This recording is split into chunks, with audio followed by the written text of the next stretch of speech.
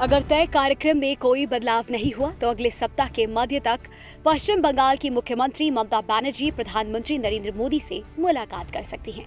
आधिकारिक सूत्रों के अनुसार बनर्जी 22 नवंबर को दिल्ली जा सकती हैं और उनके 25 नवंबर को वापस लौटने की संभावना है।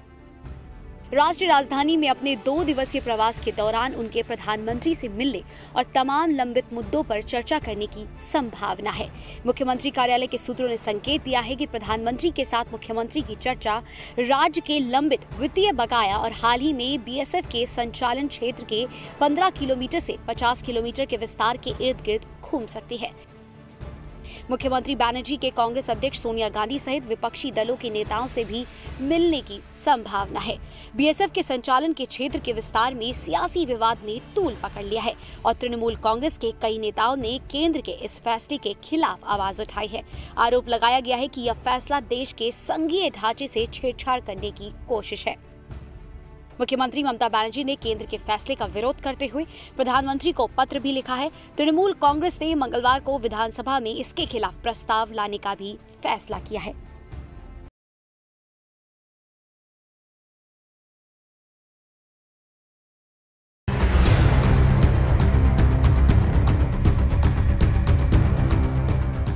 पूर्व केंद्रीय मंत्री और कांग्रेस नेता सलमान खुर्शीद के नैनीताल के घर पर सोमवार को आगजनी पत्थरबाजी हुई है।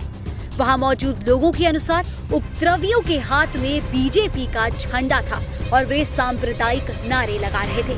दरअसल सलमान खुर्शीद ने अपनी किताब में हिंदुत्व की तुलना आतंकी आईएसआईएस और बोको हरम जैसे संगठनों से करने के बाद से खुर्शीद हिंदुत्ववादी संगठनों के निशाने पर है। आग से खुर्शीद के बंगले का दरवाजा जल गया और कई खिड़कियों के कांच भी टूटे नजर आए। इस घटना की वीडियो और फोटो खुद सलमान खुर्शीद ने अपने फेसबुक अकाउंट पर शेयर की। फेसबुक पर घटना की तस्वीरें शेयर करते हुए सलमान खुर्शीद ने कहा, क्या मैं अब भी गलत हूँ? क्या ये हिंदुत्व हो सकता है? बता दें, सोमवार को नैनीताल में रामगढ़ स्थित खुर्शीद के बंगले के बाहर पुतला दहन कार्यक्रम रखा गया। बताया जा रहा है प्रदर्शनकारी दिन में करीब 1 बजे उनके बंगले के परिसर में पुतला दहन करने के लिए पहुंचे और तभी ये घटना हुई। दरअसल हिंदू धर्म और हिंदुत्व की व्याख्या राजनीतिक पार्टियां अपने हिसाब से ही करती आई हैं। हाल ही में पूर्व केंद्रीय मंत्री सलमान खुर्शीद ने अपनी किताब सनराइज ओवर अयोध्या में हिंदुत्व की तुलना एक कट्टरपंथी आतंकी संगठन से की है। उन्होंने आतंकी संगठन बोको हरम नरसंहार और उसकी क्रूरता को हिंदुत्व से जोड़ा है। इस बीच राहुल गांधी ने भी कुछ ऐसा ही बयान दिया। उन्होंने कहा था, हिंदू धर्म और हिंदुत्व में फर्क है, क्योंकि अगर फर्क नहीं होता तो नाम एक ही होता। इसी के बाद से बीजेपी लगातार कांग्रेस पार्टी पर हमलावर है।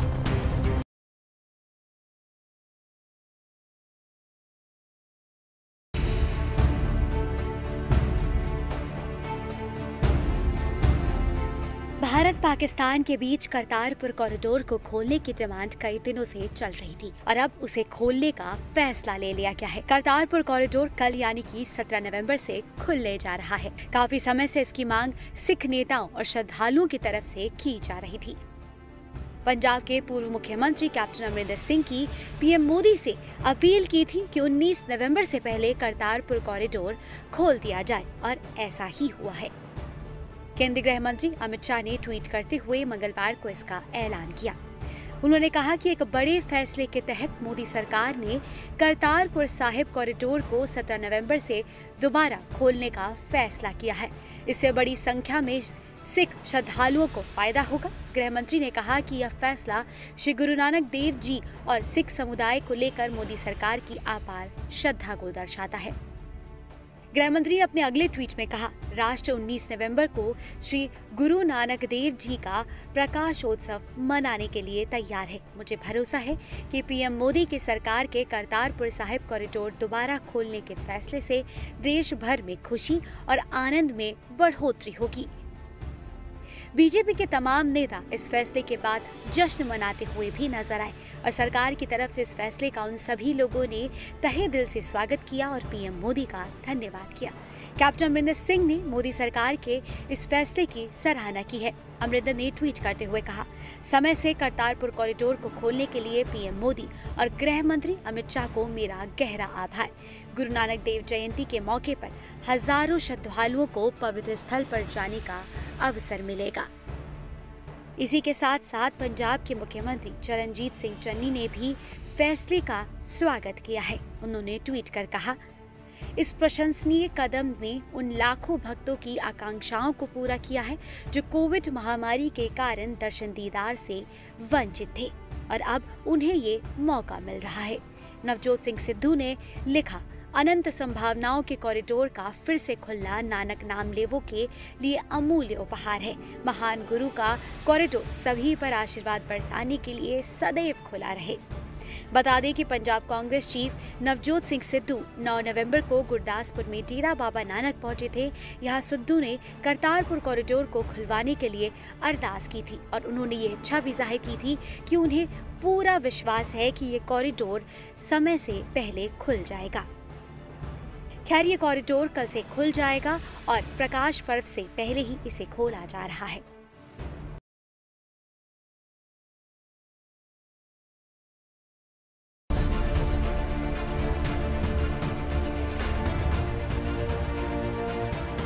प्रधानमंत्री नरेंद्र मोदी ने उत्तर प्रदेश चुनाव से पहले प्रदेश को मंगलवार को एक बड़ी सौगात दी। प्रधानमंत्री मोदी आज यूपी को पूर्वांचल एक्सप्रेसवे की सौगात दी है। 341 किलोमीटर लंबा पूर्वांचल एक्सप्रेसवे पूर्वी और पश्चिमी यूपी को जोड़ेगा। एक्सप्रेसवे लखनऊ के चांदसराय से शुरू होगा और गाजीपुर तक पहुंचेगा। इसे बनाने में 22,000 करोड़ से ज्यादा का खर्चा आया है। इस एक्सप्रेसवे पर 3 किलोमीटर से ज्यादा की एक हवाई पट्टी भी बनाई गई है ताकि आपात स्थिति में लड़ाकू विमान उतर सके। पूर्वांचल एक्सप्रेसवे पर उद्घाटन के बाद वायुसेना के विमानों ने एयर शो भी दिखाया। इसे देखने के लिए पीएम नरेंद्र मोदी, उत्तर प्रदेश के मुख्यमंत्री योगी आदित्यनाथ और राज्यपाल आनंदीबेन पटेल भी मौजूद रहीं। इस एयर शो में राफेल, सुखोई और मिराज जैसे लड़ाकू विमानों ने टच एंड गो ऑपरेशन के तहत करतब दिखाया। सुखोई विमान इस दौरान हवा में करतब करता भी नजर आया। भारतीय वायुसेना के इस लड़ाकू विमानों की गर्जना आसमान में गूंजती सुनाई दी। भारी तादाद में लोगों ने इस एयर शो का लुत्फ भी उठाया। प्रधानमंत्री मोदी ने एक्सप्रेसवे का उद्घाटन करने के बाद एक रैली को संबोधित करते हुए विपक्ष पर जमकर निशाना साधा। पीएम ने कहा, राज्य में पिछले मुख्यमंत्रियों के कार्यकाल में विकास उन जगहों तक सीमित था जहां उनके घर परिवार थे, लेकिन वर्तमान सरकार पूर्वी क्षेत्र के साथ साथ उत्तर प्रदेश के पश्चिमी हिस्सों में भी विकास का काम कर रही है। उत्तर प्रदेश में भी जिस तरह की राजनीति हुई, जिस तरह से लंबे समय तक सरकारें चली, उन्होंने यूपी के संपूर्ण विकास, यूपी का सर्वांगीण विकास, इस पर ध्यान ही नहीं दिया।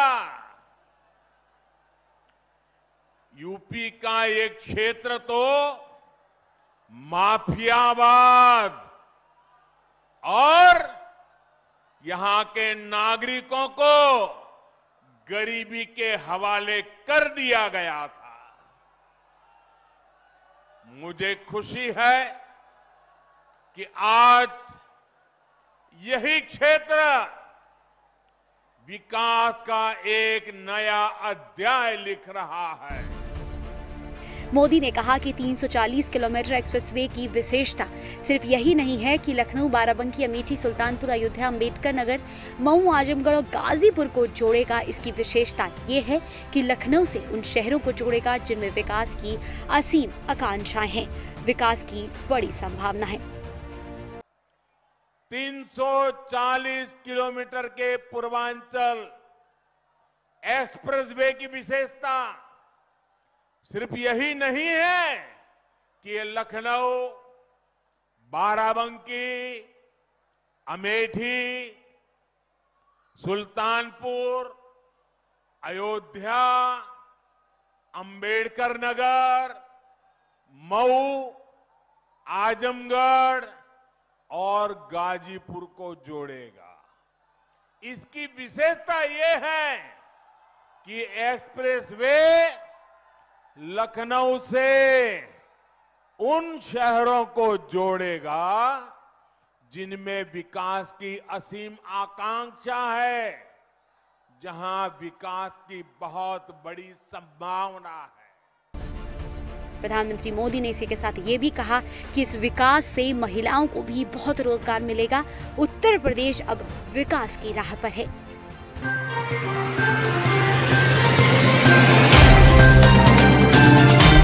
Subscribe now and press the bell icon. Never miss an update.